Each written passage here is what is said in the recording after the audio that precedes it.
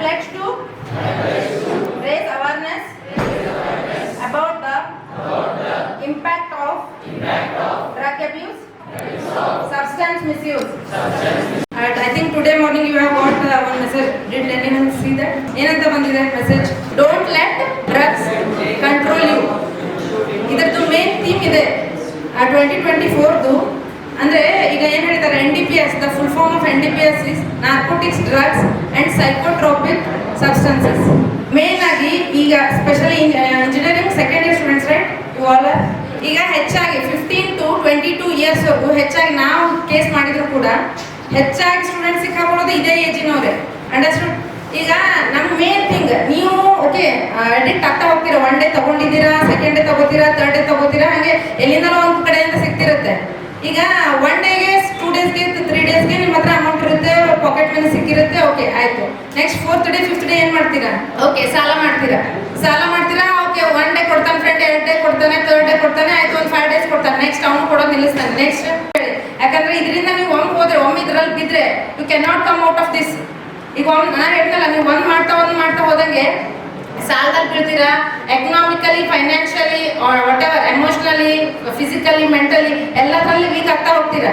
ಈಗ this is ಅಂದರೆ career develop ಮಾಡೋ ಒಂದು ಏಜ್ ಇದು. ಅದನ್ನ ಬಿಟ್ಟು ಬೇರೆ ಕಡೆನೇ ಹೋಗುತ್ತೆ.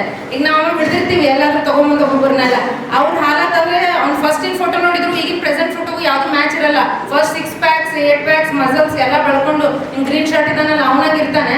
ಆಮೇಲೆ ಬರ್ತಾ ಫುಲ್ ಅಂದರೆ ಯಾವುದಕ್ಕೂ ಆಗಲ್ಲ. ಅವನದೊಂದು ಥಿಂಗ್ಸ್, ಒಂದು ಗ್ಲಾಸ್ ಎತ್ತಕ್ಕಾಗದೇ ಇರೋ ಸ್ಟೇಜಲ್ಲಿ ಅವ್ನು ಹೋಗ್ತಾನೆ. ಅದಕ್ಕೆ ಹೇಳ್ತಿದ್ದೀನಿ ನಾನು ಓಕೆ ಜೋಕಲ್ಲಿ ಹೇಳ್ತಿದ್ದೀನಿ, ಬಟ್ ಇದು 1 ಡೇ ಸೀರಿಯಸ್ ಆಗಬಾರ್ದು ಅಂತ ಹೇಳಿ. ನಿಮ್ದೇ ಅಂದ್ರೆ ಈಗ ಪೇರೆಂಟ್ಸ್ ಯಾಕೆ ಕಳಿಸ್ತಾರೆ ನಿಮ್ಮನ್ನ ಕಾಲೇಜಿಗೆ, ಯಾಕೆ ಕಳಿಸ್ತಿದ್ದಾರೆ? Secure your future, right? ಈಗ ಅದನ್ನ ಬಿಟ್ಟು ನೀವು ಅದ್ರಲ್ಲಿ ಸಿಕ್ಕಾಕೊಂಡ್ರೆ 7 ಇಯರ್ಸ್ಗಿಂತ ಕಡಿಮೆ ಇಲ್ದಂಗೆ ಶಿಕ್ಷೆ ಇದೆ.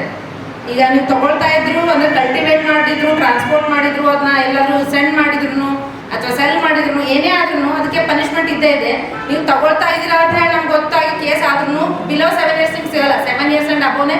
ಇದಕ್ಕೇನು ಇದು ಇಲ್ಲ, ಏನು ನಾನ್ ಬೇಲೆಬಲ್ ಅಫೆನ್ಸ್ ಇದು, ಗೊತ್ತಲ್ಲ? ಬೇಲೆಬಲ್ ಅಫೆನ್ಸ್, ನಾನ್ ಬೇಲೆಬಲ್ ಅಫೆನ್ಸ್. ಏನಾದ್ರೂ ನೀವು ಸಮ್ ರೀಸನ್ಸ್ ಹೇಳ್ಕೊಂಡು ಬಂದು ಬೇಲ್ ಸಿಕ್ಕರೆ ಸಿಗುತ್ತೆ.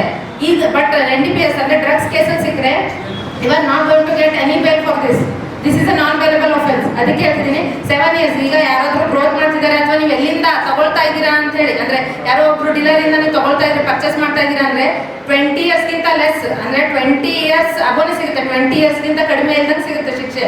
20 years and above till hand to death. ಅಂದ್ರೆ ಅಷ್ಟೊಂದು ಸೀರಿಯಸ್ ಇದೆ ಅಂತ ಹೇಳ್ತಾ ಇದ್ದೀನಿ ನಿಮ್ಗೆ. ಏನೋ ಕಳ್ತನ ಮಾಡಿದೆ, ಒಂದು ಬೈಕ್ ಕಳ್ತನ ಮಾಡಿದೆ, ಇದಕ್ಕೆ ಆ ಥರ ಅಷ್ಟೊಂದು ಇದು ಇಲ್ಲ. ಇದು ಅಂದ್ರೆ ಲೈಟ್ ಆಗಿ ತಗೊಳ್ಳೋಂಥ ಕೇಸ್ ಅಲ್ಲ. ಸೊ ಹಂಗಾಗಿ ಹೇಳ್ತಾ ಇದ್ದೀನಿ.